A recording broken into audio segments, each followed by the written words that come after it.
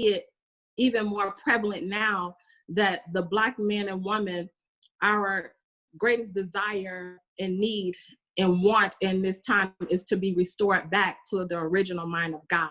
And we're on our way up.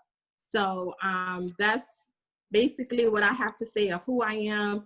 You know, my purpose in life is to serve. You know, I just strive to be a humble servant, a sister, a friend, and one that's, you know, willing to give my life every single day for the freedom of my people, especially when it comes to the mental health of the Black man and woman here in the wilderness of North America and all over the planet Earth, understanding that Black minds matter. So that's who I am. I'm excited to be on this program. I'm looking forward to learning from each and every one of you. And I pray that Allah will use me to share something that will help with the upliftment and the rise of our people.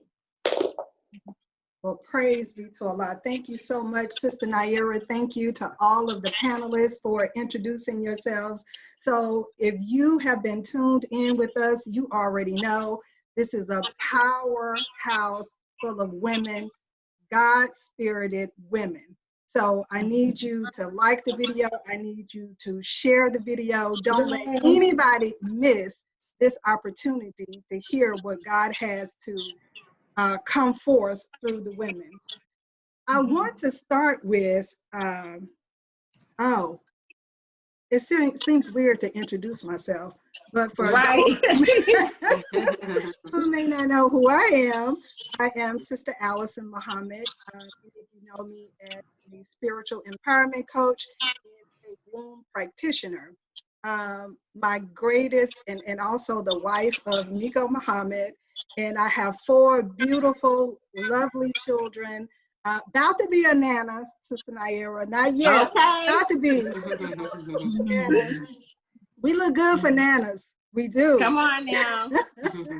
So my best description, I would say, is witness bearer. I'm just so thankful and grateful to be here in this dispensation of time, just to bear witness to the God.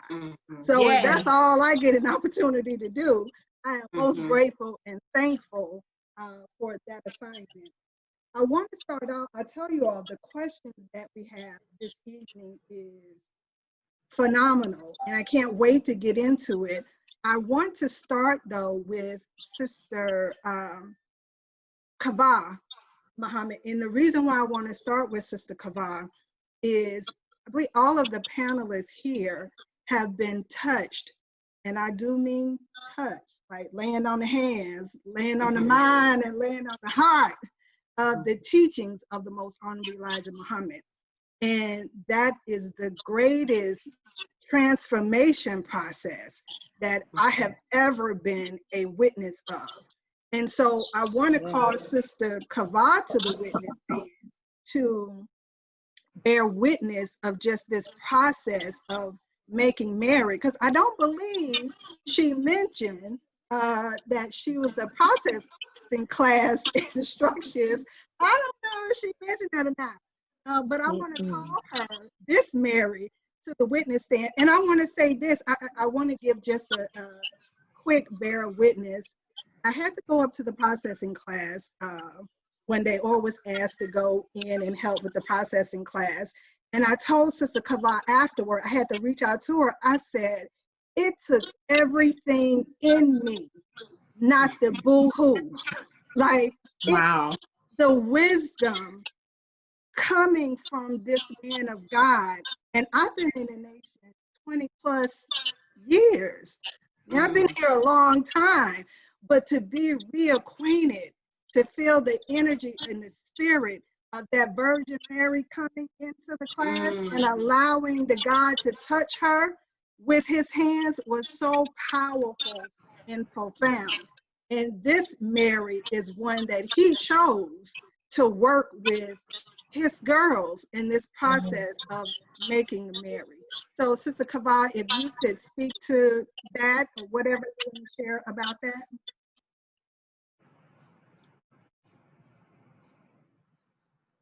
Can you hear me? I'm trying to unmute myself.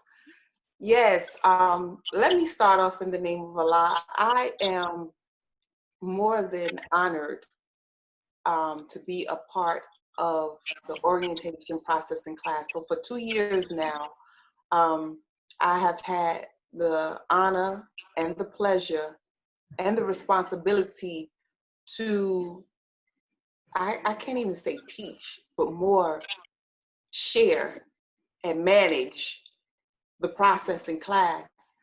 And I tell you, when I first was asked to, take that role as the person who would coordinate the processing class, I said, no, I ran and I said no until I finally submitted. And I can say that that submission literally, not,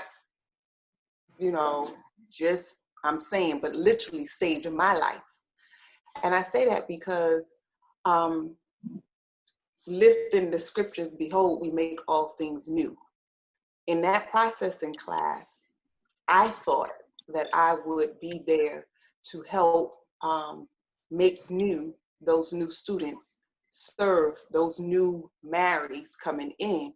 And in fact, what I learned was that they too were serving me and making me new. Yes. And I mean, it's just been a powerful experience.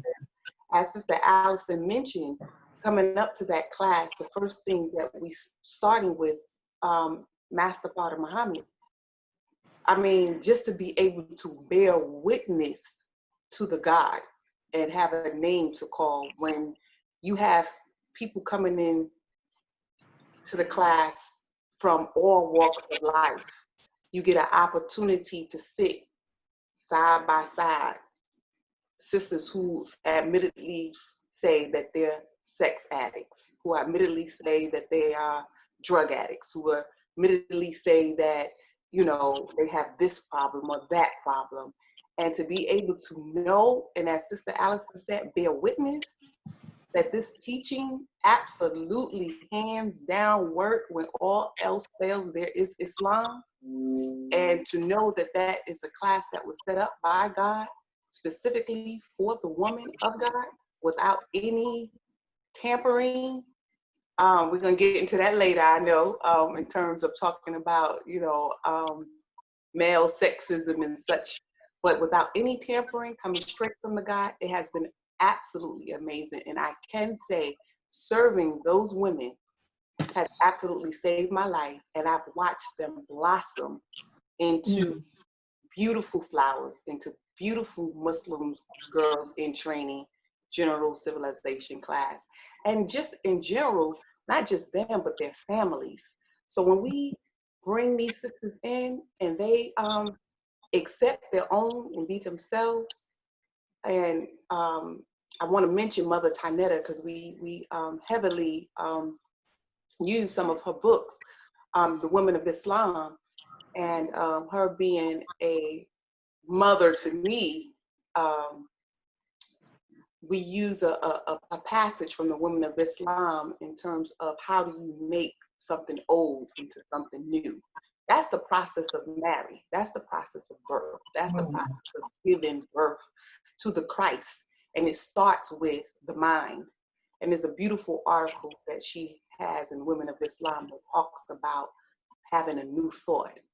And so the process of making married is the process of making a new mind, putting a new thought, which is the thought of a new woman, a new earth. And I mean, I have enjoyed the class, but more than enjoying the class, I have revered the class, and I'm just so thankful that I'm able to serve as a servant to many sisters. We were able to graduate last year over, I think it was about 29 sisters from the Atlanta area. And definitely as we're in what we're in now, they keep calling, they keep coming, because again, when all else fails, there is Islam. So I just want to bear witness to that. And thank you for allowing me to share that process in terms of our sisterhood and in terms of birthing Mary. Praise be to Allah. Beautiful, beautiful. Thank you. Thank you so much for that. I think we'll go right into, I want another view here. Hold on. All right. I want to go into, now that we're talking about the mind, there was a particular question here for you, Sister Naira. So we'll jump to that one. And I'm telling you now, it was a paragraph. So I had to take this paragraph. I had to take this paragraph and make it a question. But the person is pretty much asking, it gives reference to the Honorable Louis Farrakhan talking about a clear woman and a clear man and producing this clear child and what our nation would look like. And so generally her question is how important it is for the woman in particular to get Dianetics. Yes, ma'am. Well, first and foremost, I want to say, as it relates to that question and what the brief synopsis that you gave as it relates to being clear, you know, a clear woman, a clear man. One, I would say that one has to be clear on who they are and whose they are. You know, being able to connect back to the original source, which is God Himself. Understanding your value, understanding your worth, and understanding your role is what ultimately makes us clear, because we're able to function from the mind of God Himself. So how important it is for a woman to get Dianetics, which is the modern science to mental health. It's very crucial, especially during this time, because everything that we're looking at right now is restimulative to us as Black people. And the woman, her mind is to give birth to the new nation, the new people. So if our mind is constantly in distress, constantly, yes, we are praying, and we're talking about Mary. Mary is a praying woman, you know, but the mind, understand this, the mind is made up of pictures. And those pictures are, you know, that's coming all the way back from our DNA, just the trauma of being here in America for 400 years and what we have suffered, you know? So all of those pictures can come back up into our conscious mind, and we are seeing it, and it's being played over and over and over again. So the more distressed we are in our mind, the more it's making our body sick. So as a woman, and in particular, the Black woman, being the second self of God, we have to stay above that mind that is going to constantly put us in a state of existence of pain, of trauma, of distress, you name it, it exists in us. So as we get this tool, which is, that's what it is, it's just a tool to help us to unburden ourselves. You know, the Black woman needs to be heard. We want to be listened to. So in this process, you get an opportunity to sit across from your sister. And your sister, listen to the words that I'm saying very carefully, your sister will be able to hear you out and help you discover those things that's plaguing you that maybe you are aware of or unaware of.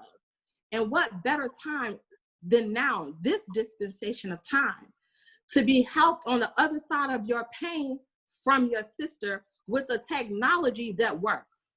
It's not anything that is attached to emotions. It's not anything that is attached to color. It's not anything that is attached to those things that we hearsay about how it doesn't. No, it works. It's actual facts. So if I can sit as a Black woman before any one of these women on this panel right now, and knowing that my sister can help me find the negative thoughts, find the traumas that exist that I may not be aware of or I am aware of, and just listen to me. Now I know that she's my sister's keeper. So as the Black woman, to give birth to that new process, that new mind, yes, it's very crucial in this time that we not only understand the technology of Dianetics, but we use it, and we use it amongst our own kind. That's Awesome. a short version. Awesome. Thank you so much for that. Do any of the other panelists like to add on to that? I want to say one more thing too. You know, when we talk about, this just came to my mind, when we talk about giving birth, how to give birth to a God, you know, when you have a clear mind, the woman has a clear mind and the man has a clear mind, now you give a birth to a God. Because when that baby is born with a new slate, right? The woman gets an opportunity to write on that baby's mind. So teaches the Honorable Minister Louis Farrakhan. Well, what if I'm putting forth the mind of God and not the mind of pain through giving birth to my child?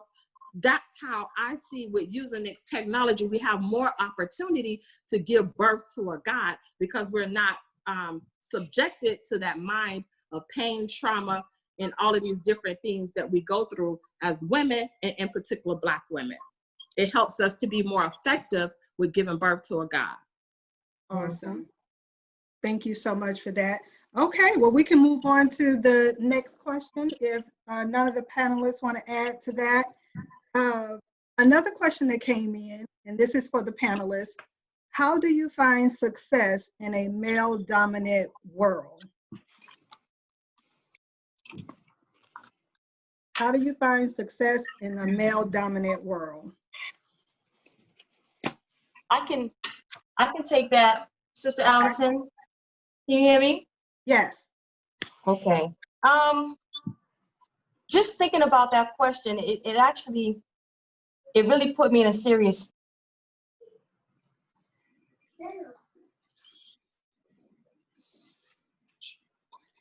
Uh-oh, Sister Elia, you went out. She's on mute. Let's see. Can I unmute her? Sister Elia? There you Yes, go. we hear you now. Now I can, yes. Okay. All right, I'm sorry. So let me start over.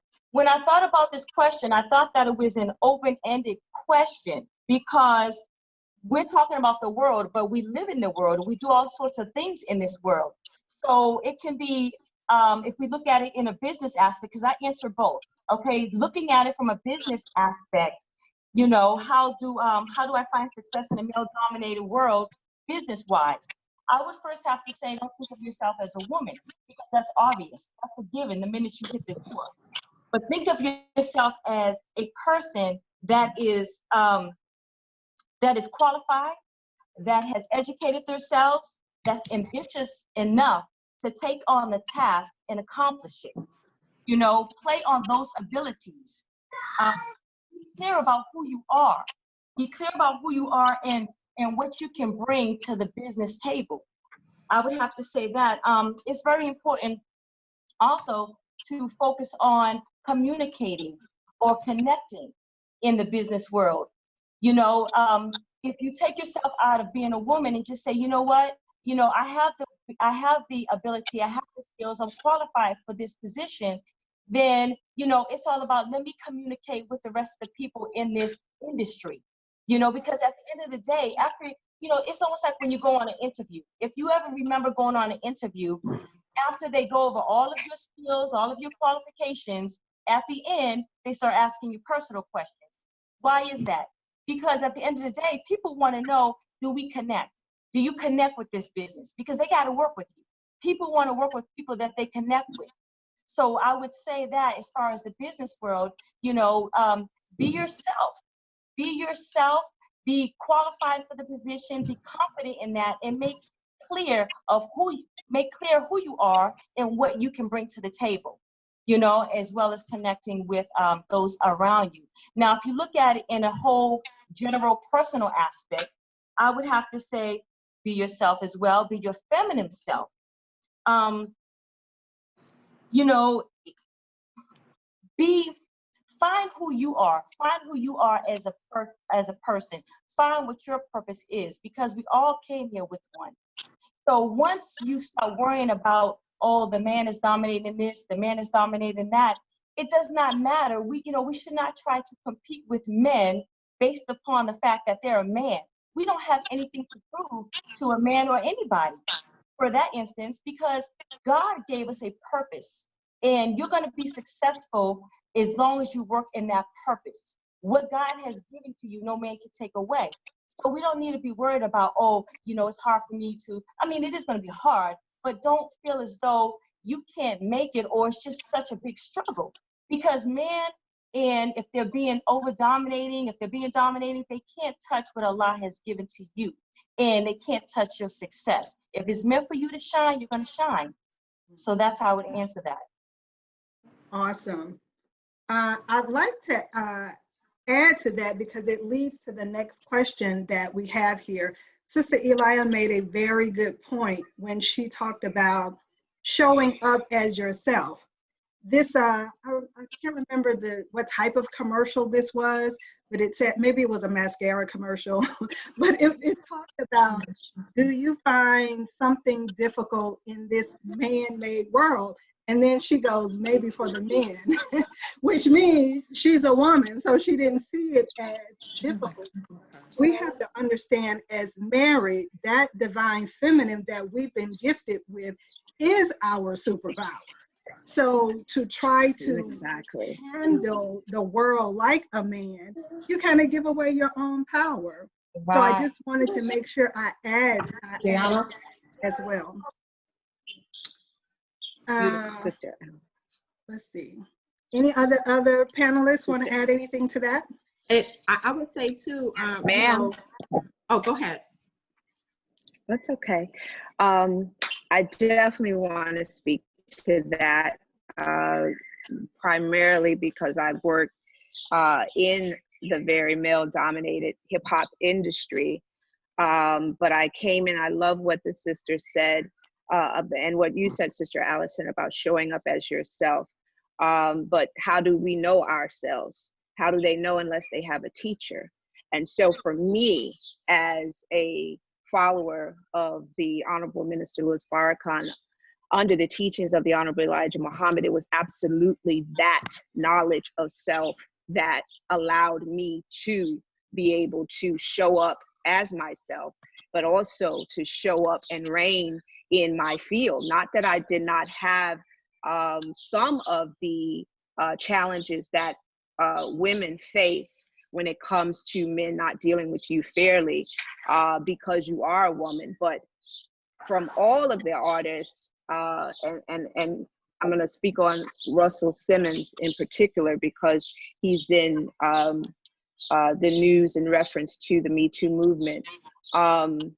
All of my conversation, I would say about 95, 98% of those conversations with Russell have been spiritual.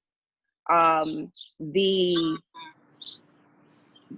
onset of me even knowing about him or knowing that I was supposed to work with him came to me from that spiritual eye that you talked about, Sister Allison. And so the brain is created to think right, says the Honorable Elijah Muhammad. And we have been living in a very left brain, male dominant society. The left brain is a very logical 1 + 1 is 2 type of mechanism. But when you go over to the right side of the brain, now you're getting into the creativity, you're getting into the intuitiveness, you're getting into a power that is beyond the 5 senses. And so with that every single thing that I've done in the entertainment industry has come from my spirit, has come from my intuition, has come from Allah guiding me. And so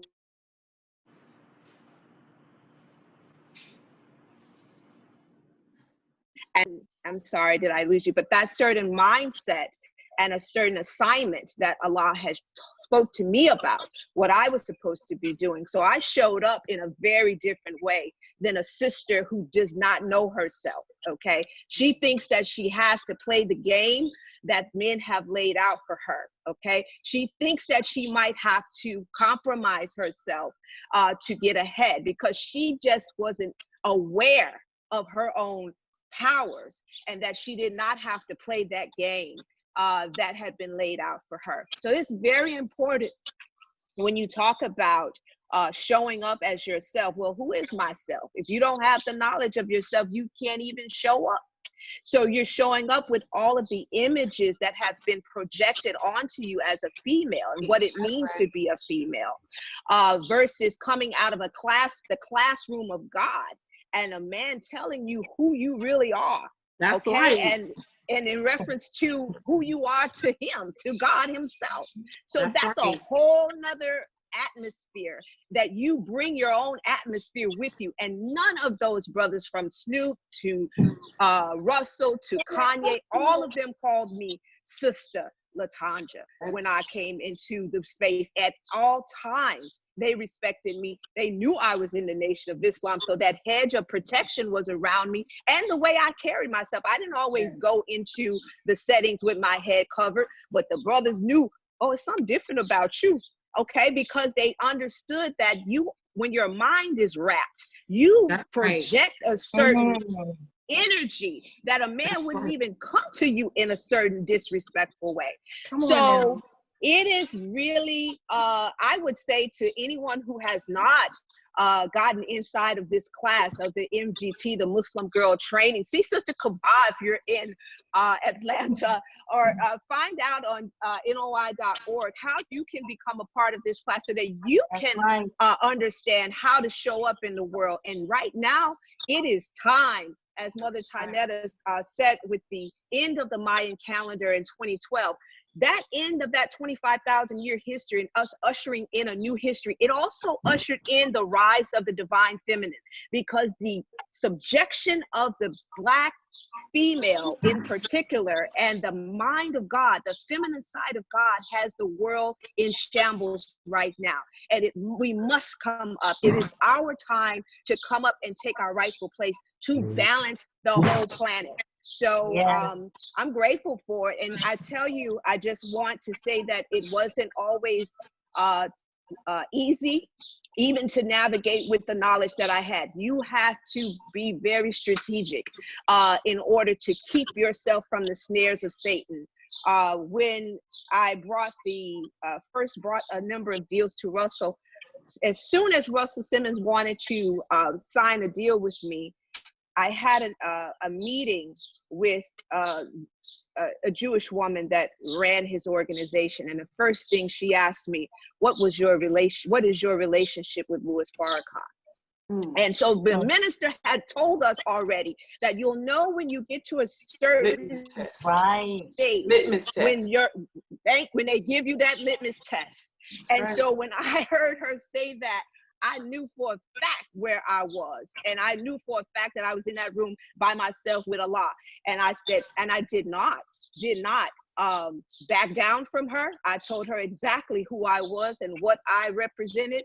And from that point, he said, depending on how you answer will determine how they deal with you. And let me tell you, they made it extremely rough for me to bring another deal in. We had to do a strategic sneak move to get $1 million in the door. That's how bad they were trying to keep me away. So it's rough. You do have to study the operations of the Caucasian. They are successful. They make what is that, Elijah Muhammad? They make no excuses for their mistakes. Exactly. We have to study them and be as wise as them, but as humble as a dove. So it's a lot that goes into being successful in this male-dominated society. That's right. That's right. She did mention she was in a ministry class, right? No, I didn't. Minister Iman. Sister Naira. Yes, ma'am. Well, the sister pretty much covered it. You know, praise be to Allah. Thank you so much for your beautiful expression. I would just add to the original thought that I had was that your gifts will make room for you. You know, as long as we put our complete and full trust in Allah. And the sister, you know, she pretty much already said it, so there's not much I can say to that. But I know for actual facts that our gifts will make room for us, no matter where we are on the planet Earth, no matter who we are amongst. Be confident in your gift, because as Sister said it earlier, Sister Elijah said it earlier, what you have that God has given you, your God-given talent, nobody can take it away. Nobody can put out your light. So be willing. Here's the key point. Be willing to allow your light to shine. You know, don't dim your light and hide it on a bushel basket, regardless of whom or what. And that's the importance of knowing who's God. See, when you know who God is, then you know that you are a reflection of the God.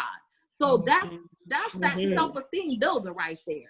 You know, the Black woman has been torn down constantly here in the wilderness of North America, but our confidence is rebuilt through knowing who's God. You know, so the more we know that, the more we walk in the power and the spirit of love. Good God Almighty, a man will bow because he will see God in the Black woman. You know, so all we have to do is just continue to tap into that feminine quality and stay in our role, not our lane, our role. Come on. Come on. In the second self of God, and that our gifts will make room for us. And last thing I would say, patience. Be patient with your gifts, because it may a denial. I mean, when you are rejected, it doesn't mean that it's, excuse me, I want to slow down because I got so much coming to me so fast. You know, just because we don't receive it at that moment doesn't mean that we're not going to get it. So we have to learn how to walk in patience, have the spirit of patience and knowing, you know, not, you know, I may be this, no, you have to have your certainty, knowing that what's for you, it is for you. So that's all that I would say by the last permission. Awesome. Awesome. Mr. Allison? Yes. I just wanted to add one quick scriptural, because I always think of this when, speaking of Mary, when Mary was in the temple. And so every time Zacharias or another man would come into the temple to feed her, she was always fed. Yeah, they wanted to know when's coming back food. You know, I'm the caretaker. I'm supposed to come and feed you. It's from my Lord. She is already fed from her Lord. So I want us to always remember to feed from our Lord. Because in this male-dominated world, when we are connected directly with the Lord of the worlds and we're already full, see, when we're not full, we may compromise ourselves, as Sister Monica said.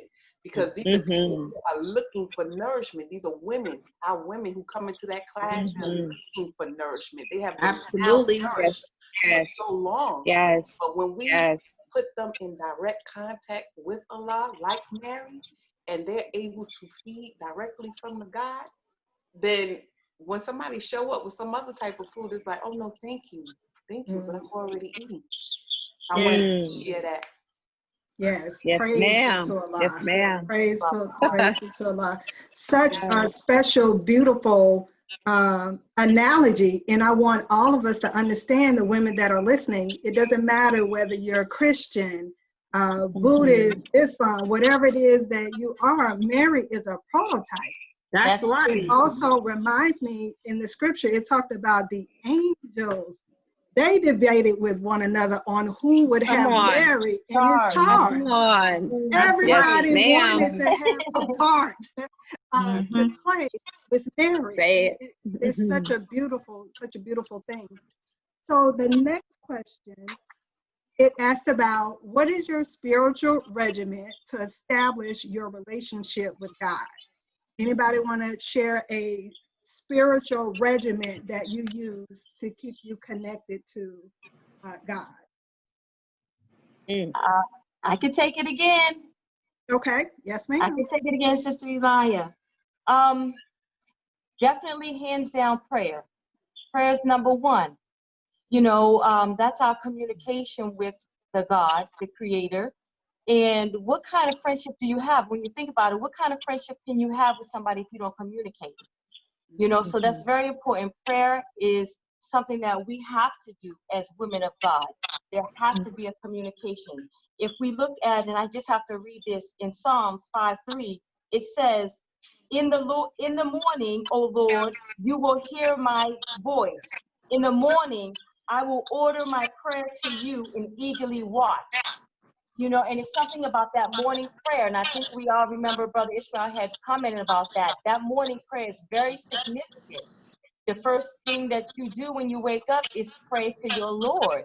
So prayer would be number one, hands down. And number two, for me, I would say fasting. Now, fasting, it helps us on all different levels. If you fast any amount of days, it's awesome. It's good for your body because you're giving your body a break physically. Okay, now spiritually, it's even more awesome because it's allowing you, just like with prayer, when we go to prayer, we're communicating, we're conversating with Allah or the Creator. Okay, but with fasting, at least this is something that I experience, is that that's the time where I am able to actually hear Allah talking to me. Do you know what I'm saying? If that makes sense. So it's Absolutely. the spiritual connection that you can get greatly when you deprive yourself of food, because you concentrate more on the things that you do have and the things that you don't have, you know, and it makes you more grateful to God for that. So definitely, you know, for me, I'm almost like a fastaholic. And not just because I want to say I'm a fastaholic, it's because what I get from fasting, I get at no other times. You know, I feel the best, you know, in my spirituality when I'm fasting. I can really hear and connect, you know, with my God, my Creator, when I'm fasting. You know, I'm more humble, more patient. So, you know, fasting is definitely the second regimen for me. I would have to say meditation. Now, meditation is used for different reasons for different people. For me, I would say meditation actually helps me to calm my spirit, my inner spirit. You know, that is something where you're able to actually, you know, it's not so much as a prayer, but you're going into yourself, your inner God within you. So that is what I use meditation for. And then the third one would be commune with nature. Look, we only have one life, people, at least in this body, okay? And it's going to be very short. So when we go out, we should be communing with nature. You know, look at the trees, look at the flowers, feel them. Take time to take your shoes off. I know we're Muslims, you know, so we don't walk around with no shoes on. You know, we consider that savage. But there's a time and place to take the time out to walk on some grass and let your feet feel that grass, feel the energy of the earth. So definitely communing with nature. And I would say the last thing would be study, of course. You know, you have to study God's word. You have to read his word. You have to study his word. And you also have to study his creation, because there's knowledge in all of it, if we but know. So I would have to say those are my regimens. Awesome, awesome. That pretty much sounds like my regimen too. I don't know if anybody else would like to add to that. I'll just say, you know, I've always been taught every destiny has its own diet. So you literally have to feed on that is going to nurture you.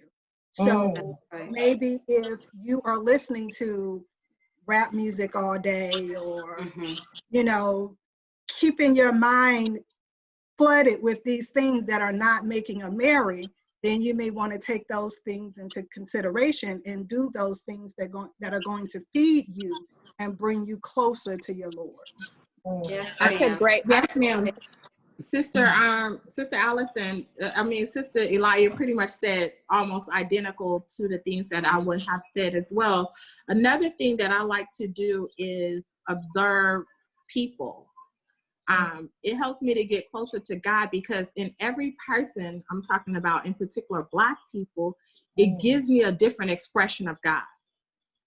So to know people, to know my brother, to know my sister, it helps me to understand him more and the attributes of him and those weaknesses of myself that he wants me to work on, so that I can be drawn closer or nearer to him. So a part of my regimen is just paying attention, like noticing things about people, you know, especially when it comes to my family, my children, my husband, my mother, you know, my friends, my sister. Like, I may be in your company and we can be in full conversation, but I'm observing that which I think that God would want me to get from you. So that I can get to know him better. So that's a part of my regimen on how I become closer to Allah. In addition to everything, you know, that was said previously, but to really know him is to know those who I am around, or, you know, just his people, period. Yes. Yes. Awesome. Sister Allison. Yes. Yes, I just wanted to elaborate a little bit on what the sister said about meditation, which of course is a big one for me. And also reading. You know, the Quran says, read in the name of thy Lord, who creates. So whatever you're reading, and you talked about this, about frequency and vibration, you know, everything is energy. There is nothing but energy. We are more energy than we are physical matter. And so that's at an atom level. You're talking 99.99999% energy and 0.00001% physical matter. So we're more nothing than we are something. And so if we are more nothing than we are something, why do we spend so much time on the physical when it's just a small part of who we are? So how do you get to connect to who you are? And the sister talked about meditation, such a huge one. I consider meditation prayer myself, because it is connecting to that God within. And when you meditate, okay, scientifically, you're talking 20 minutes a day. It takes at least 20 minutes to bring the brain waves down from beta to alpha. Your alpha brain wave state is a state of calm, is a state of creativity, is a state of productivity, but it also leads you down even further into what we call the theta brainwave state. That state, and in between alpha and theta, you're talking about what we call the flow zone. When athletes go up for a shot and they never miss, they're in the zone. That's an actual brainwave state. And you can tap into your godhood through silence. Mother Tynetta said, silence is the gateway to the telepath. So you're talking about some of the abilities that the Honorable Elijah Muhammad said in 1972, theology of time, that our people would have a radio in the head and being able to. There you go.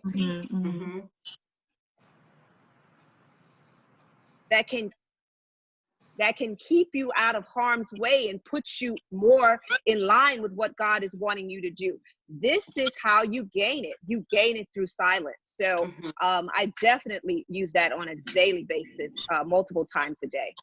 Yes, ma'am. Beautiful. Sister Alice. Yes. Yes, ma'am.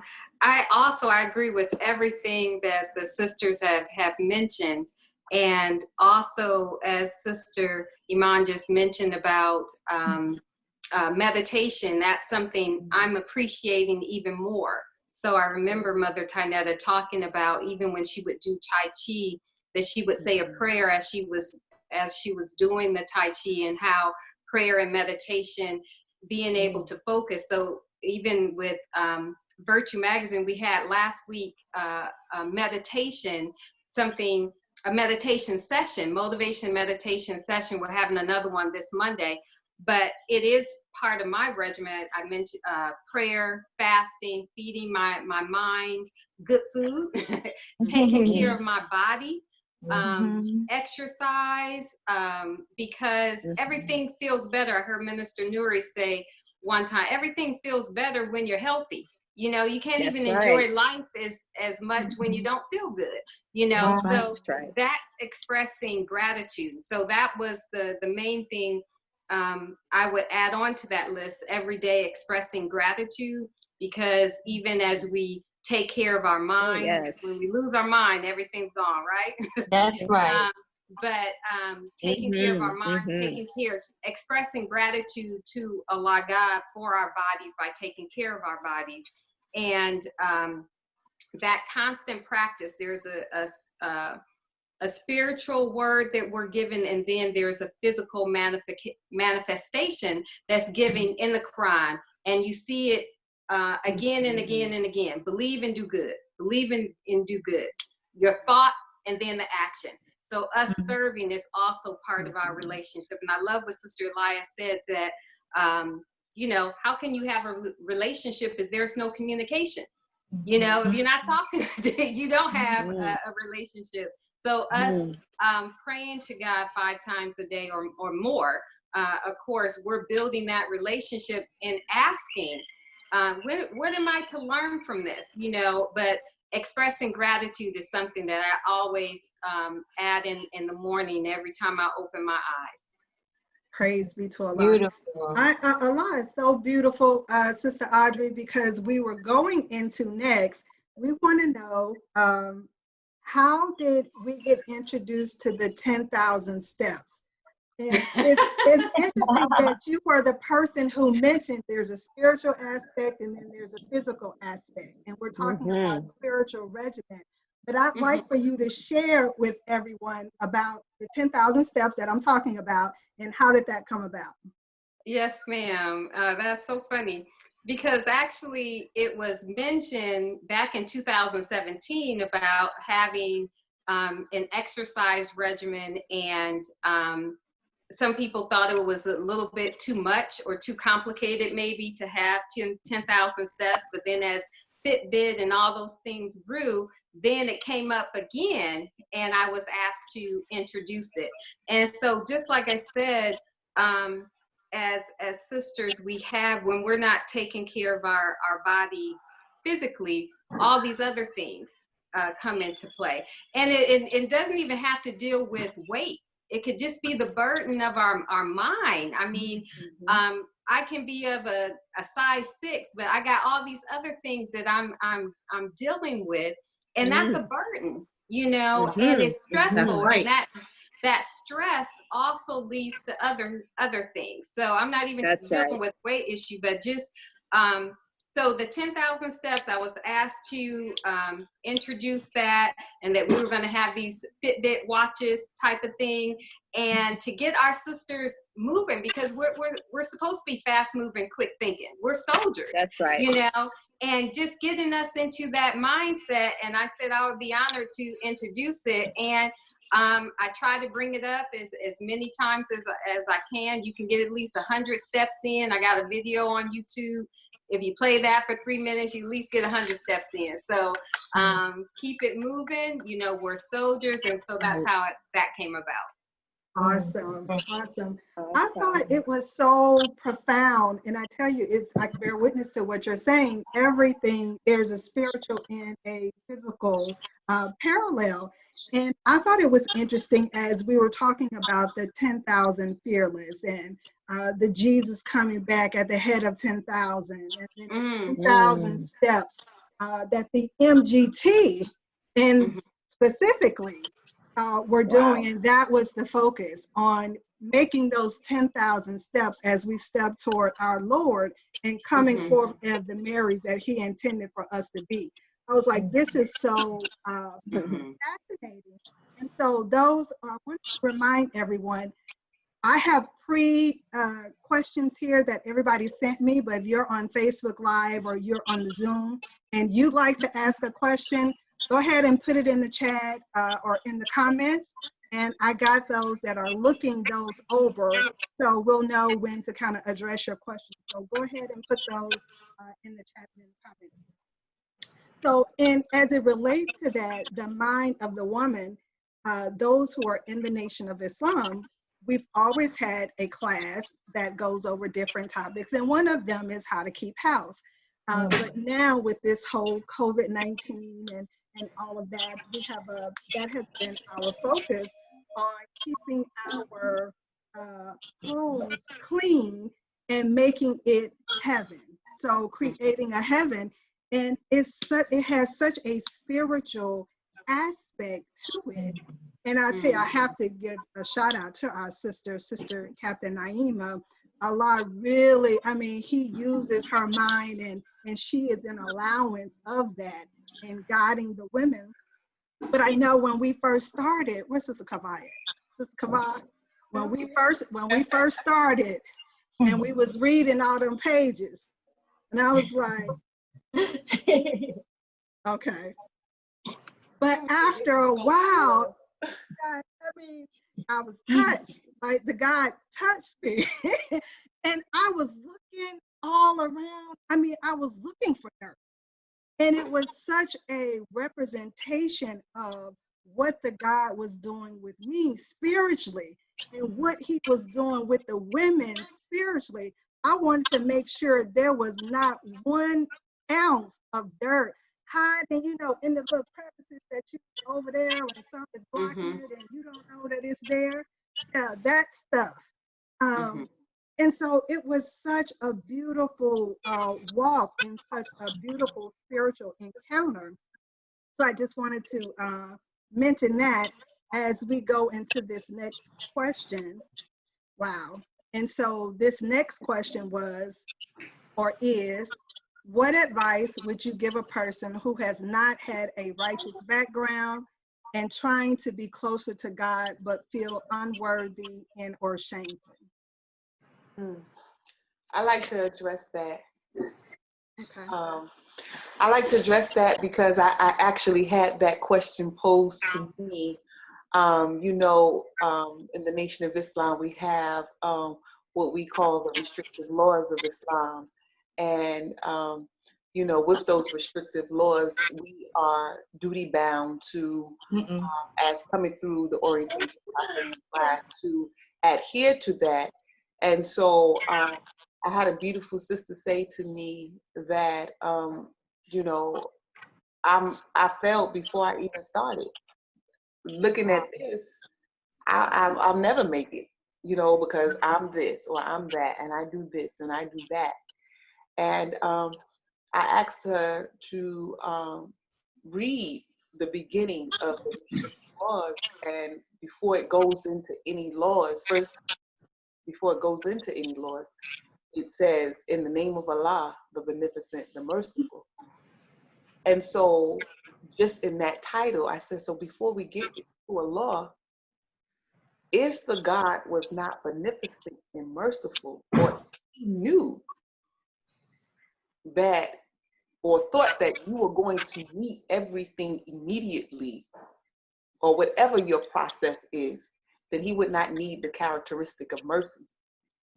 So when we have people who feel like, you know, they're not clean, they're not righteous, they're not worthy, then I remind them that the first two characteristics of Allah is beneficent and mercy. And as I like to say, as Sister Nayera spoke about being patient, you know, we have to be patient with ourselves in the process. I'm learning 20-something, almost 30 years in, that Leviathan that's within us. So we have the self-improvement guides from the Honorable Minister Louis Farrakhan. Every day we can find a speck of dirt. So as much as we clean, as much as we use our beautiful book that we have been given, you will be able to look around your home and find matter. You will be able to find dust. Okay, and that dust is the matter of life that we're made out of. So as we make sure that our thoughts are clean, we have an opportunity with patience to clean up the physical part, to clean up the rest of our life. But as a man thinketh in his heart or his mind, so is he. So the first thing that I would say is that, okay, you may still be somewhere smoking or putting something in your body that's not good, but you have the thought that I want to do better. You have the thought that I want to clean up. And that thought eventually will lead you to the place where you will be clean. So it says washed and be clean. But the washing that must take place is the washing of our minds, the washing of those thoughts. And once we put in clean thoughts, it's just a matter of time before our homes are clean, our bodies are clean, our environment is clean. But we first have to start with that thought. And so I would encourage any sister, just by you asking the question, says that is on your mind. And that says that you're on your way and that we're on our way. Yes. Yes, ma'am. Yes. Yes. Beautiful. And I would say this too, in addition to what my dear sister said, You know, and as we talk about Mary, I think about the woman that wanted to just touch the hem of Jesus' garment, you know.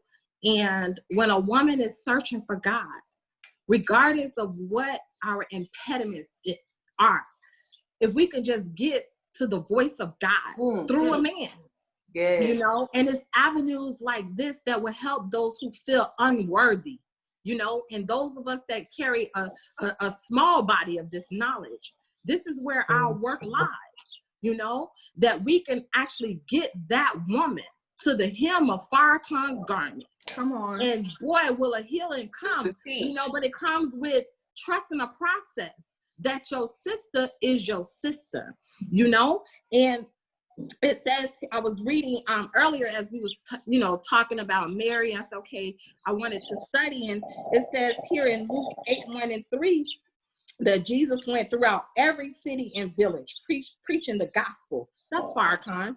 The 12 that were with him, and certain women who had been healed of evil spirits and infirmities. Mary, called Magdalene, out of whom went 7 demons. Here it is, you looking at Farrakhan, that if we can just get to the hem of his garment, meaning though, just get to hear a voice from him, those evil spirits that we think that's in us, those demons will be cast up out of us. You see, we get an opportunity for that bleeding heart, you know, the pleading woman.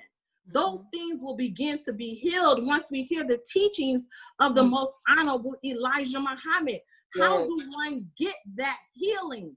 By seeing an example of a woman that has been touched by God, from the voice of God in this dispensation of time. So we have all been there where we felt unworthy, unloved, you know, didn't feel like no one on this planet, everything that we have done. You know I've done some things in my past that I am ashamed to say, or should I say I used to be ashamed to say, that I can openly and freely talk about now in this dispensation of time, because every moment that I have an opportunity to study from this body of knowledge, I become healed.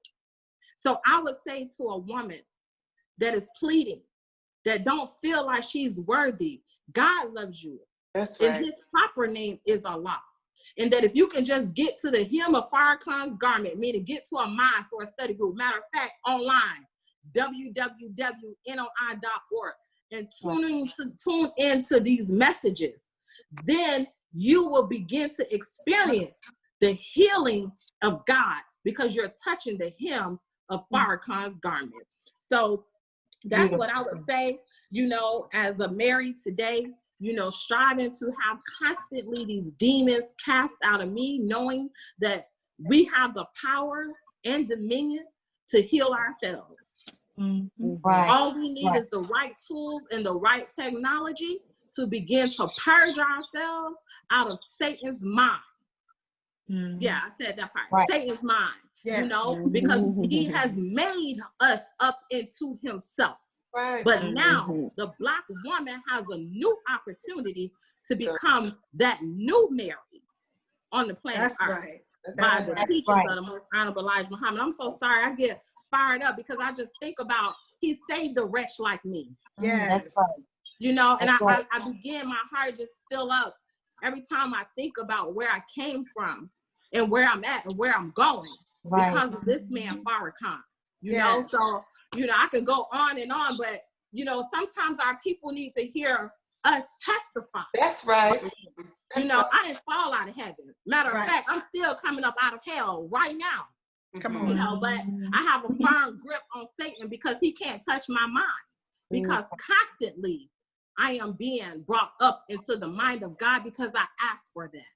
And I believe that the God hears my prayers. So we have to work at it. And I would tell any sister that's looking at this, be patient with yourself and love yourself, because Allah loves you, and be willing to go through a process that's going to purge Satan up out of us. So that's all that I can say. That's right. That's right. And Sister Allison? Yes, Sister Elia? Yes. If I can add on to that, You know, I would tell the sister or anybody else watching with the same question is, come on and join the club. Because which one of us have come from a righteous background? Which one of us have came from a righteous background? Even if you came from a mansion, you know what I mean? That person that's living up in a mansion is unrighteous. The person that's living in the projects and everything in between is unrighteous. No, not one of us is righteous. Allah puts his covering over us. He knows what people he came to save. He allows us to call ourselves Muslims. We are not that yet. We are striving. So I would say to our dear sister or anybody else with that question, come on, sis. We are, like Sister Naira said, we did not fall out of heaven. We are coming up out of hell like everyone else, and we have not arrived. We are striving. So come on and join us. Join us in the struggle. That's right. Some of us have more, some of us might have more mud on us than others. Mine might be up to my eyeballs. Yours might be up to your waist. But either way, we got mud on us, and we need to be clean. Not one is better than the other. So come on and join the club. All right, we love you. That's So right. We love you. That's it. The love. Right. Come on, Mary. Right. Come on, That's Mary. right. Come forth. We beckon you. Come forth. Come on, Sister Iman. Allison. Yes. Yes. I want to bear witness to what the sister just said, because there are none righteous, not one. And we throw this term.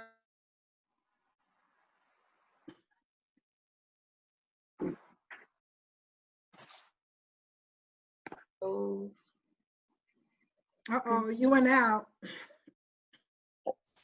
Can you hear me now? Okay, yes. Yes, I said all of our righteousness is as filthy rags. So we should never feel, like the sister said, that we have arrived. We're striving. We're striving to be that every single day, and it is a fight. And so no matter what part of the race you're at, if you're at the beginning of the race or toward the end, you're still in the race to be a better version of yourself. And I want to speak to Mary Magdalene. You know, Mary Magdalene has been given a bad rep in our scriptures, and there was propaganda on her, okay? The propaganda on her was that she was a prostitute. And the propaganda was spread, okay, by men who were envious of her position with the Christ. Or at the foot of that man they called Jesus, okay? So whatever her demons were that were cast out of her, where did she end up? She ended up, okay? She went through a process that landed her closer than those who say they followed him. That's right. But at the end, and on the cross, there was only one man there and 6 Marys. Okay, so let's get it clear that we know the identity of Miss Mary Magdalene, not just a follower, not just somebody that was hanging around the 12 disciples in Jesus, but one who was on the uppermost of his followers. Okay, and so we're going to stop with the propaganda. We're going to tell the truth about Mary Magdalene and all of the Marys that was with him. They were there with him until the end, and there with him at the resurrection. And the first, Mary Magdalene was the first to see him as risen, and the first to come back and tell them that he had risen. That's right. So let's don't sleep on Mary Magdalene. Okay? Absolutely. Excuse us. That's right. That's right. Sister And Alice, that's why we have to educate our people. That's right. So we give them the pureness of the what I want to say, the characteristics of those that have walked with Christ. And that's where I see us on this line. We are the representation of those scriptures that's coming up out of the Bible and out of the Quran right now. How would they know, as my sister said earlier, except the teacher comes? So this is the process by which we are being able to reach out to our sisters, our brothers, and whomever may be listening to this, so that we can continue to bring them up into the mind of God in the truth of those who walk with the Christ. That's right. Yes, ma'am. And Sister And I Allison, would, Sister Allison, if I can add on to that, because I think we're all feeling Mary Magdalene spirit right now. I'm so glad that you all hit on the fact that she was not a prostitute. That thing, my goodness, that was so untrue, and it was not supported by any place in the Bible. Even in the synoptic, and when you look at the synoptic gospel, it wasn't even supported in that. So when we look at what I like to call Mary Magdalene, the unannounced disciple. You know, Allison, you put on your Facebook page something in regards to Mary Magdalene, and it just touched my heart because that's exactly how I was feeling. She is an unannounced disciple. Why was she not called a disciple? And guess what? I wouldn't even, a disciple only means somebody is a student. It's a student who adheres to the doctrine of another. She was that, just like the rest of the disciples. I would even go so far as to say that she was an apostle. Because why? When she got instructions to go and give the good news of Jesus being resurrected, apostle goes to spread the message. So she was almost like an apostle to the apostles. You know, so we don't get the full, she did not get the full credit that she deserved. But Allah knew, you know what I'm saying? But she did not. And that may go back to that male dominance again. You know, we're talking about. And that has to stop. That has to stop. Oh yeah. Not only that, she had a book. The Gospel according to Mary Magdalene. Why was her book taken out of the book? Okay, so let's bring up the book of the Gospel according to Mary Magdalene. What's her testimony? Okay, that's what we need to be. Open up the book. Okay, that's right. Come on, And do you know she was depicted as a saint in the Catholic Church and also the Orthodox Church. So she, you know, some people are recognizing her for what she was, but history didn't depict her right at all. I would say, Sister Allison, that when the advice that I would give, along with what everyone else has said, when a person feels that they're not worthy, how in the Bible it says, "Ye are all God's children of the Most High."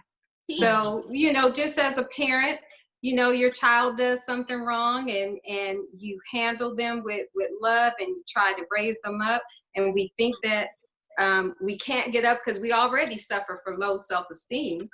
So if we attach ourselves, as the minister says, if we attach ourselves to strength because we desire to be strong, then we shall be strong. Allah God is our what? Source of strength. That's right. So we have to, if someone came to me about that, I would also bear witness that I felt ashamed, felt wearing a scarlet letter D on my chest being, on my forehead being divorced, like, oh my goodness. You know, so when I heard the minister say that, he said, we can never doubt Allah God's ability to bring us out of the worst of circumstances. And again, he's taken us right back to God. So I would say the sisters, build your connection with Allah God. Definitely hear the man of God on July 4th.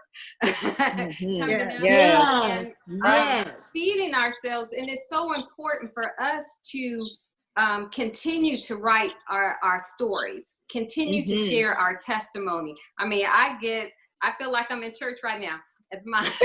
With just hearing the energy of all the sisters, just absolutely beautiful. And that's what we need. We get power from even discussing the teachings. That's energy, as Sister Imam mentioned earlier, that energy. I know I would always get energized when I would speak to her. So when we connect, I would just continue and encourage that person to connect, you know, and not to be ashamed, because all they're going to do as we all continue to strive better, because it's a daily struggle. It's daily. We weren't told to pray just one time a day. It's 5 times, because every couple hours you're thinking about something else, you know. So how important it is to stay connected to Allah. That's right. Teach. Yes. It's absolutely, y'all got me getting the Holy Ghost up in here. I thought about, Sister Iman talked about the missing books of Mary Magdalene. And what about that? We are here today to bear witness to her and to make her petition known. So this is how we become that present day Mary. And I would also add to my sister, like Sister Audrey said, personal testimony. I will also add, I remember when I was younger, and I had a lot of friends who had 2 family homes. They had a mother and a father. And I used to complain later on about not growing up with a mother and father. And I asked aloud, why couldn't I have a mother and a father? They seem so balanced. My friends, they seem so balanced. And it carried on when I came into the Nation of Islam. Then it was those who grew up in Islam. And I was like, oh, Allah, like, why you didn't let me grow up in Islam? So much better, right? They had this life, they had been touched by the world, they had, had this particular experience. So I'm talking to the God, I was like, oh, okay, I would like that. Why you put me in North America? Why couldn't I have been over in the East and experience whatever? And then I was shown, like I said earlier, every destiny has its own diet. So any of you who have read my book, I talk about being molested at 5 years old. Well, now I'm a womb care practitioner. I've seen hundreds of women. I've counseled with women all over the world.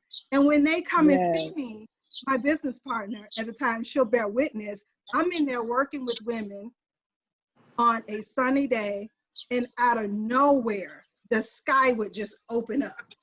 It would start thundering and raining and pouring down. And she walked out of there like she just a brand new person, right? What are we doing other than casting out demons by the permission of our God? There you go. That's right. Don't underestimate your walk. Your diet was for your destiny. Whatever it is that you are going through or have gone through, Allah don't make no mistakes. That's right. And we have to be like the Mary was back in the day. Every time Zacharias came, she had already been fed. You don't need no permission. Your God got you. That's He knew your steps from when you were in your mother's womb. He knew your destiny. So you have to know that Allah has not forsaken you. He is with you. What lesson do you have to learn? What mission are you supposed to be on as you have come on? And now we're talking about Mary, but even men as well. Your struggle, what is it, right? Whatever trauma you've gone through, that's your testimony. Testify of the goodness of the Lord. That's the purpose of that. Right. That's right. So that's what I would add to that.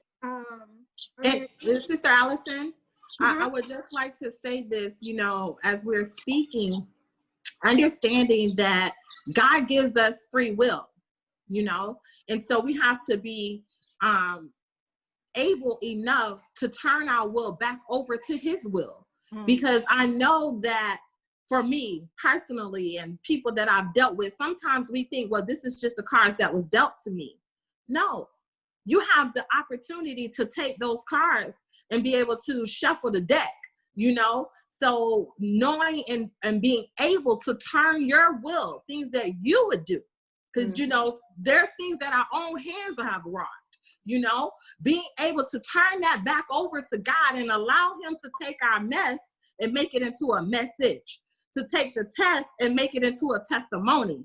So that comes with submission, being able to submit that when God comes into your life the way he wants to show up through brother, sister, trial, circumstances, that we are able to submit to him and him alone. So that process of submission takes humility, knowing that when God sends a messenger in your life, that you're able enough to adhere to the message or messenger, because sometimes we deny Allah's message because we don't like the messenger. Yes. So that's an ability, you know, that's an ability. And that comes from the process of submission. The greater the submission, the greater the reward. The greater the submission, the greater the understanding. And all thine getting, get understanding. So I would add that on to what everything that had just been said. Praise be to Allah. Praise be to Allah. Thank you for sharing that. Okay, well, so we're walking in the footsteps of Mary. I'll go to the next question. There were women around Jesus at the end, and it seems to be that way now. How can we have respect for the man when he doesn't stand up for God and for us as women? Well, I just said a lot. I can say something to that, but I'm gonna let somebody else go ahead and say some things. I try to take it up. Oh Lord. You so Allah. brave. I was a little scared of that one. You so brave. Yeah. Go ahead, Liar. Oh my goodness. Well, you know, I would have to say you don't.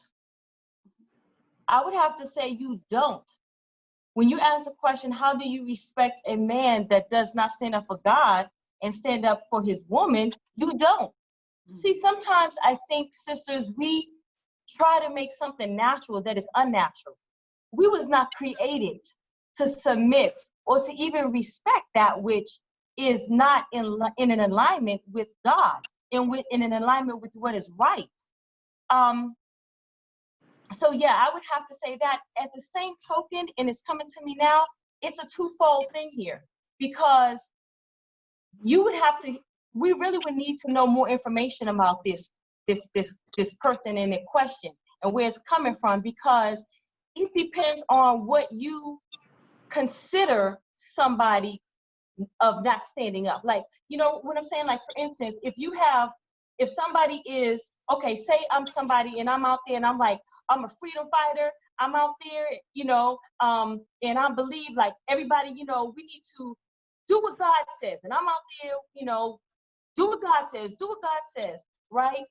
And somebody may not be that person to be like that, right? And say, but yet they're at home and they're taking care of their family, you know, they're trying to live a good life, you know, but because they're not doing what you want them to do, as far as what you think is standing up for God, you know, could that be the reason why that, you know, that question is stemming? You know what I mean? It's really hard to really pinpoint that, you know, but if you're, at the same token, it's all coming to me, so just bear with me. At the same token, if you're a godly woman, right, you already know that if somebody's not standing up for God, then you don't stand a chance. You know, they're not going to stand up for you as their woman or as a woman if they're not standing up for their creator, you know. But again, I would, that's like another open-ended question in my mind, because it depends on what you perceive to be somebody standing up, and we have to be very careful too with judging that. You know what I'm saying? Because really, at the end of the day, do we really know what somebody's doing? Do we really know? Only God knows what somebody really has in their heart. You know, we can look at what they do. Of course, their actions show certain things, but again, whoever is, you know, putting out that question, we don't really know where that's coming from. You know, could it be, like I said, somebody not standing up for God in the way, in the aspect that you think they should be standing up for God? You know what I'm saying? So, you know, I just want to be careful and not to judge that. Some things need to be judged, you know, all things need to be judged by God, you know, but, you know, I guess I would just leave it at that. Yeah. Okay. Well, let me add this before. Let me add this before everybody else responds. I'm not quite sure if they meant this, but I believe I know where they were going with it, so I'll add that part. As in this present day in North America, we have or are considered in someone else's house, right? We were a captive people, and we know the history of wars in the past and really what is happening now. the woman was considered the booty, the prize of whoever won the war. So take that into consideration in this present day time of a woman who is in the house really of another man. I mean, our man is in this house with us, but we are or have been the prey of this enemy of ours. We have, if you've looked in the news and you see women who have been abused by police and attacked in broad daylight, where men are sometimes the ones that's recording with the camera. So let's address it from that aspect of women in general and us as a people in general. Yes, ma'am. Well, yes, ma'am. Oh. Okay.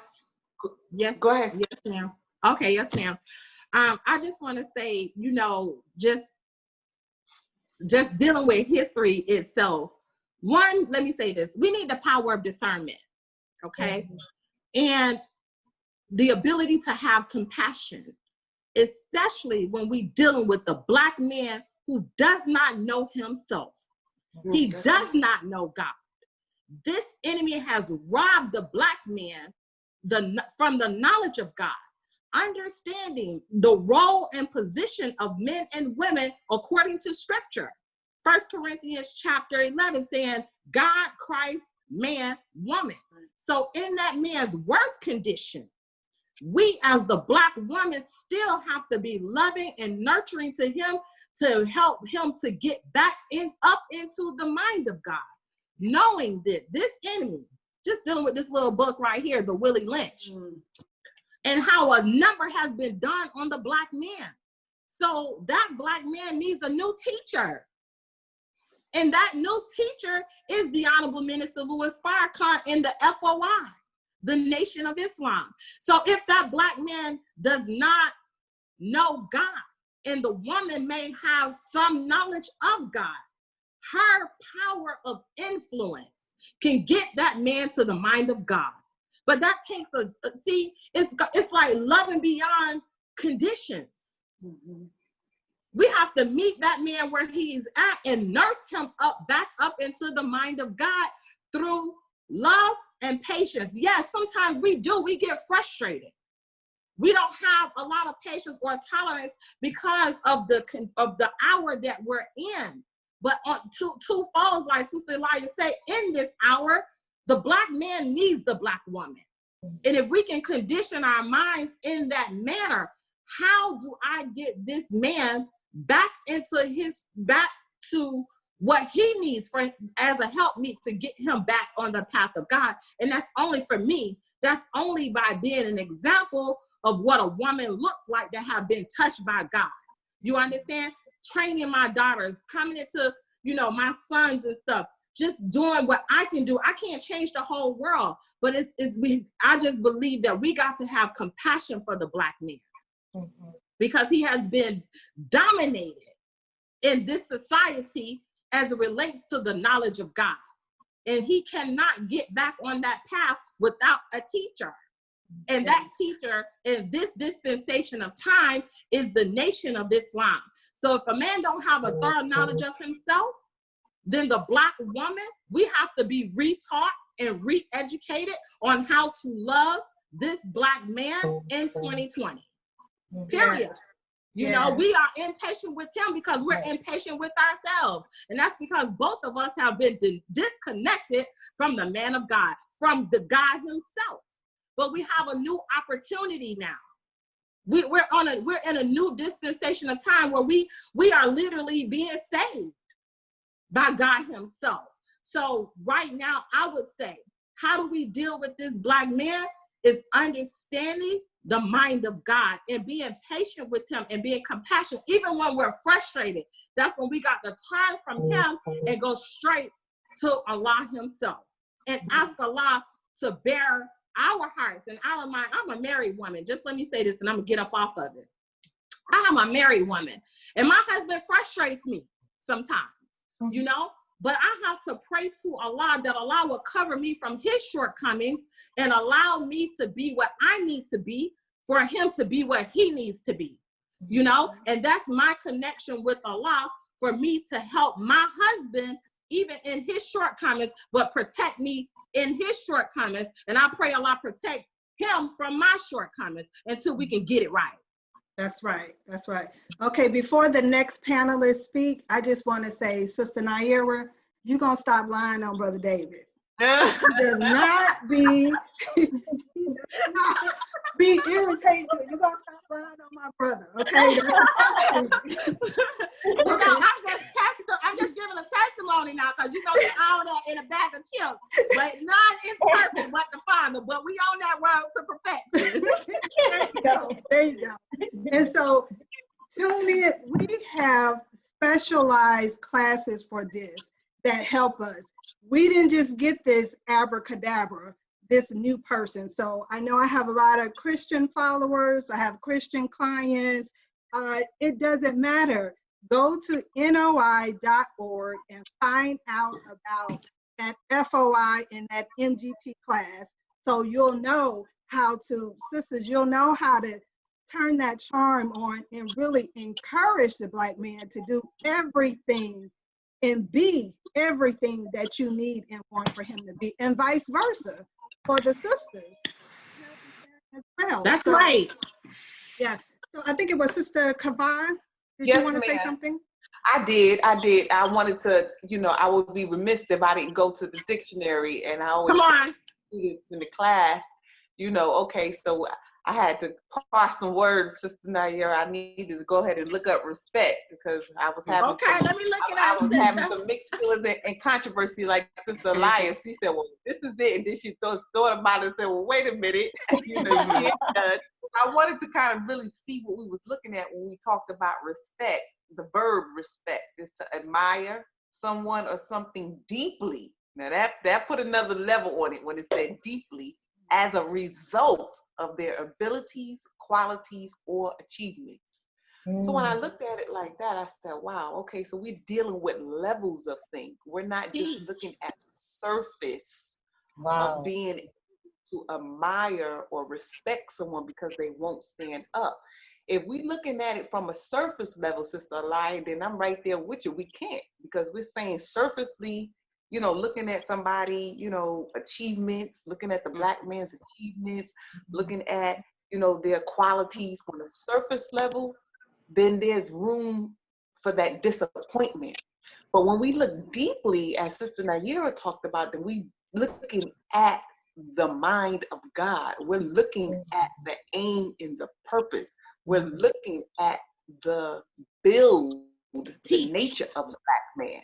And when we start to look at the nature of the Black man, the original man, the Asiatic Black man, you know, then we already know that the cream rises to the top. That's and if right. we get past the surface and get deeply rooted into the mind of God, when he created himself out of triple darkness and put on this flesh as the original dark Black man, then we will be able to find that level of respect.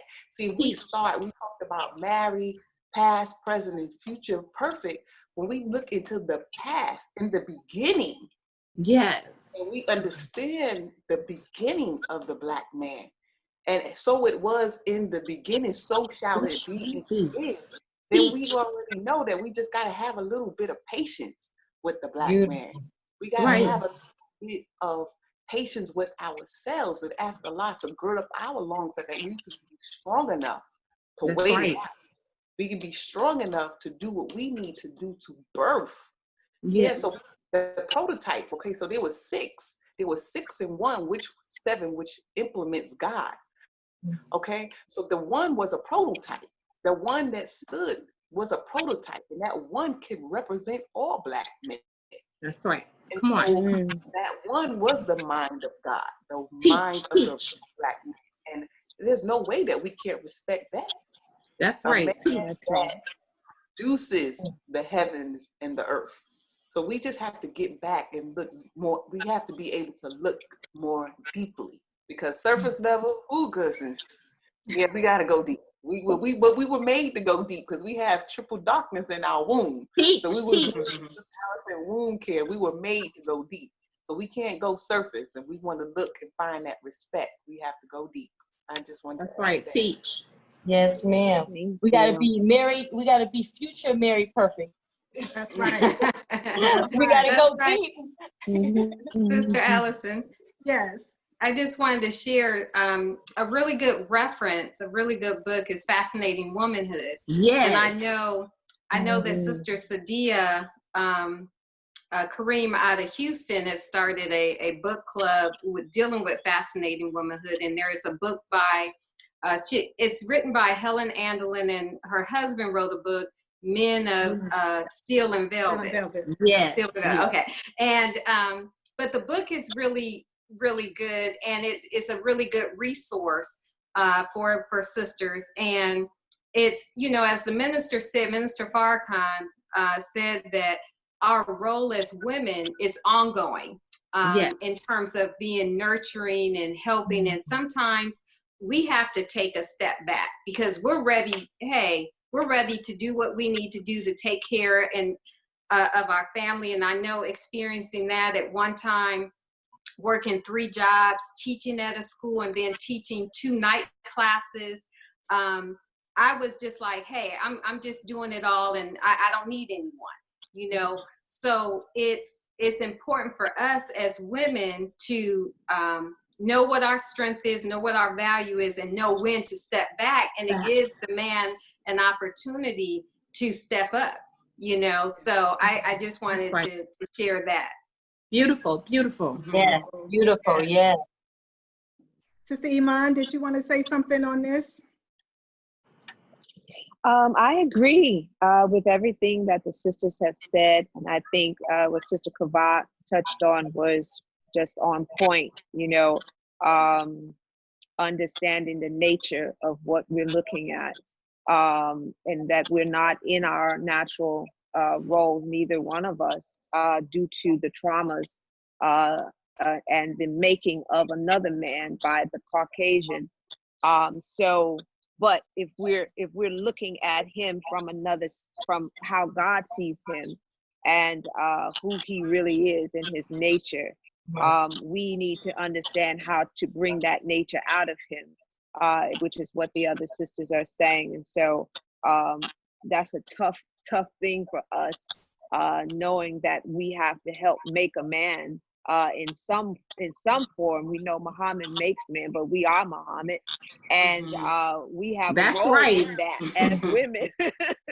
We have a role in that to help to build him up, and so, you know, that's what we're working to do. And some of the brothers, you know, like I remember being on the Oprah show with Russell and Ben Chavis and Common and Kevin Lyles. This was 2007, after the Don Imus controversy, when he called the Black women out of their names. And then quickly the conversation changed to the misogynistic lyrics in hip hop.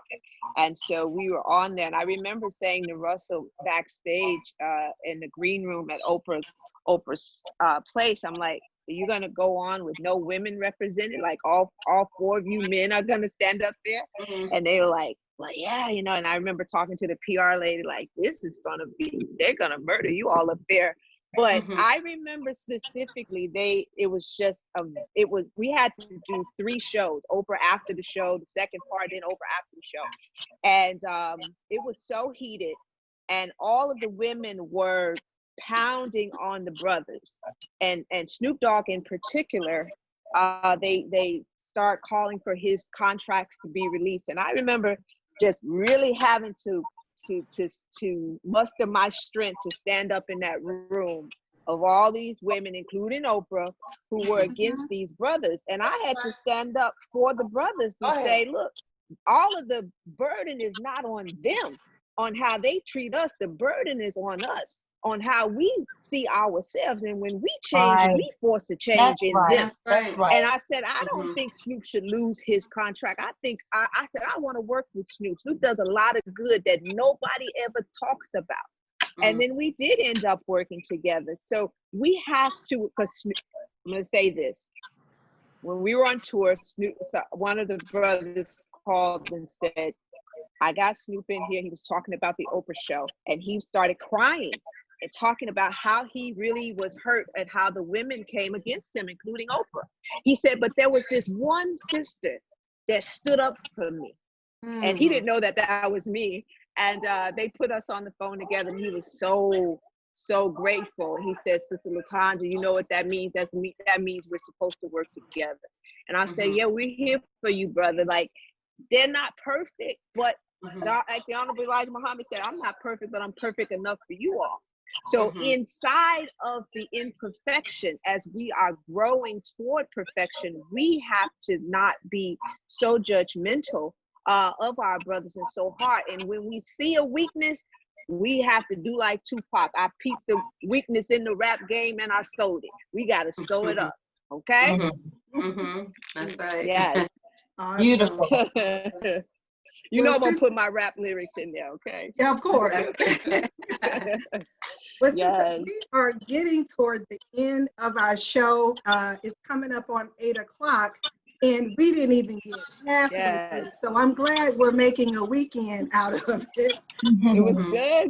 So we can get back to this and probably more questions. But I do want to close on this because we didn't get to this when we were talking about male-dominated world.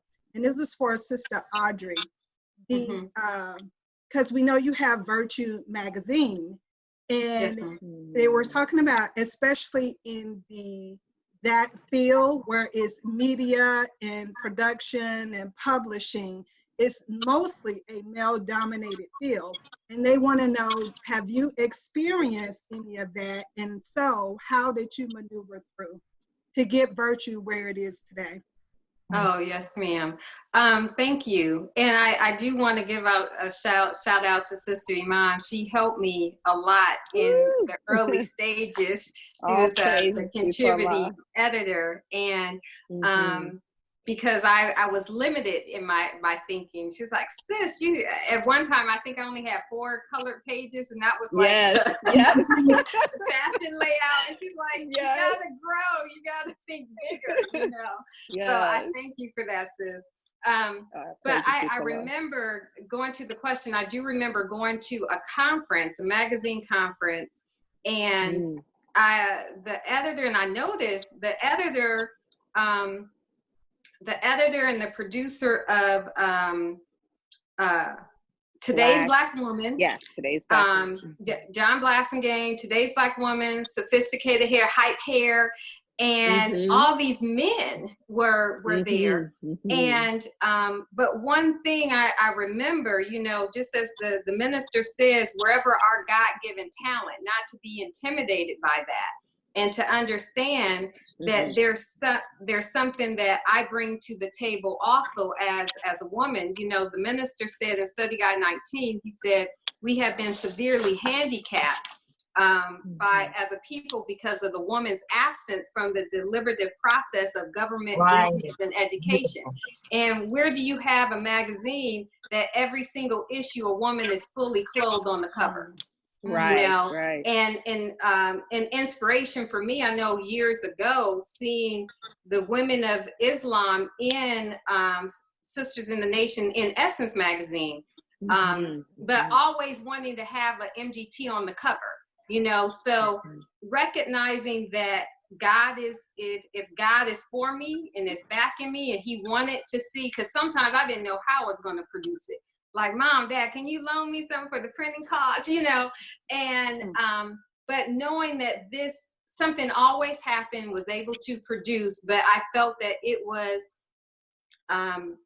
something that was, the idea came to me and it was God-given. So even though you have a lot of these men that are even over these female magazines, these women magazines, and what was missing was the woman's voice to show, no, I I don't want my daughter seeing that. Like, you know, I wanted my daughter to be able to pick up a magazine and flip all the way through.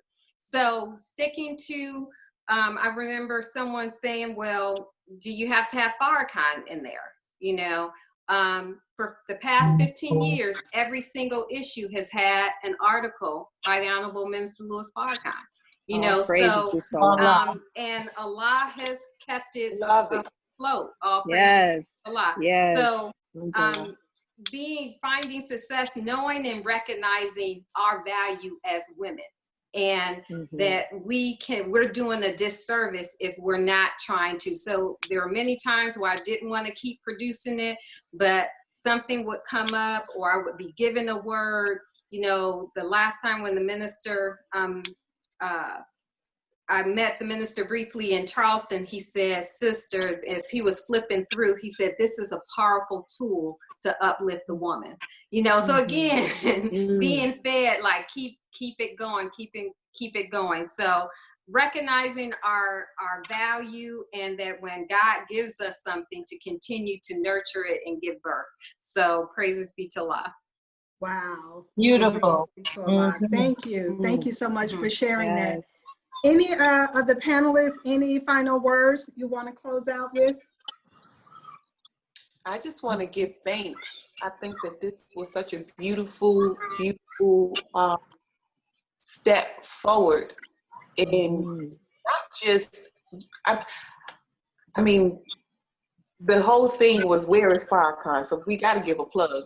Farrakhan, not off, right? Live color, tune in, NOI.org. But the women, when my testimony is, I heard the Honorable Minister Louis Farrakhan at Madison Square Garden, 1985, Power at Last. And the beautiful thing about it, when he came up on that stage, he was surrounded by the women of God, those vanguard. I was 14 years old. And when I saw that, I said, I am looking at God. The reason that I was able to say that I was looking at God, because I looked at the women who surrounded him, that I knew for a fact that they would give their life for that man.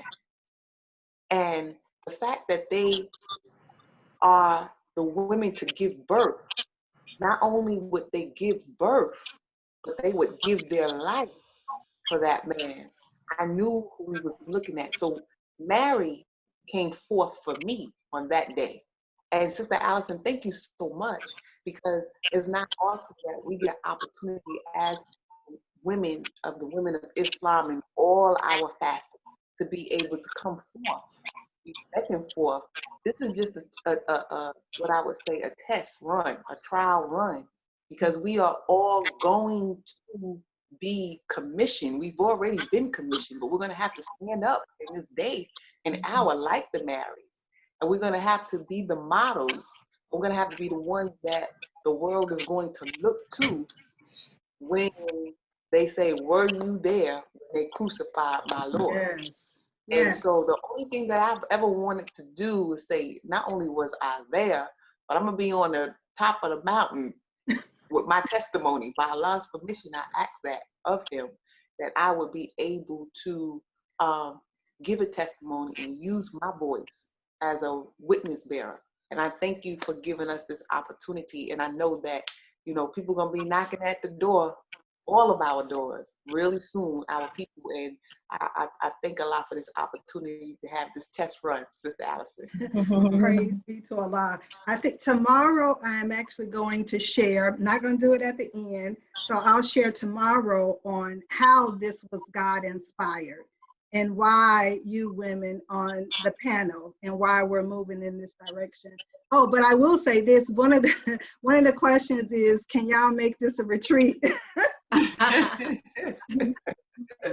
work on that. Thank you so much. Everybody who's listening, Facebook Live, make sure you share it. You can still have more questions. We'll answer your questions. Definitely tune in tomorrow. We're going to be doing Mary with the Christ, past, present, future being perfect. So Thank you all so much for joining us. See you all on Thank you. Thank you. We wanted to say thank you so much, Sister Yes. Allison. May Allah bless you. Thank you to each and every sister that I have had the pleasure to just be on this panel with. And I would say this, that Allah blesses those who forges the way for others. And I thank Allah that we have the ability to continue to forge the way for the new Black family. Where there is no family, there is no nation. Where there is no family, there is no kingdom. Where there is no family, there is no hereafter. So we are here to bring back the family. So I thank each and every one of you Marys that's on the line, and everyone that listened to the call. May God continue to bless us all to come together and become brothers and sisters in this struggle. That's right. Beautiful. Praise be to Allah. Praise be to Allah. Sister Elia, you look like you want to say something. I'm reveling in the Holy Spirit over here. I just want to say thank you. It has been a true honor to be amongst all of you beautiful Marys. And I'm just so grateful to be a part of this great nation, you know, and I thank the Honorable Minister Louis Farrakhan, because had it not been for him, most of us were not around to see the Christ, you know, but had it not been for the minister, we would not be here right now on this live Facebook, Zoom, whatever, you know what I'm saying? Being able to meet one another and to share in everybody's energy and just, look, I'm looking at my sisters and I see myself. You know, look at Sister Audrey. That's right. Everybody. Class 27. Yes, absolutely, right? It's so beautiful. And we need to do this more. I like the idea that somebody put to you, Sister Allison, let's make this a retreat. Why not? Mary, come forth. For all the sisters, come on, come forth, and let's enjoy one another. Let's relish in each other's spirit and energy, because if we don't come up, this whole world does not come up. We are the key element to a new world, and Allah wants us to understand that. So I love it. Thank you again for the opportunity, and I look forward to tomorrow. All right. Thank you all so much. Good night, everyone. Good night. Night. Assalamu alaikum. Love you all. Assalamu alaikum. Thank you, Mom.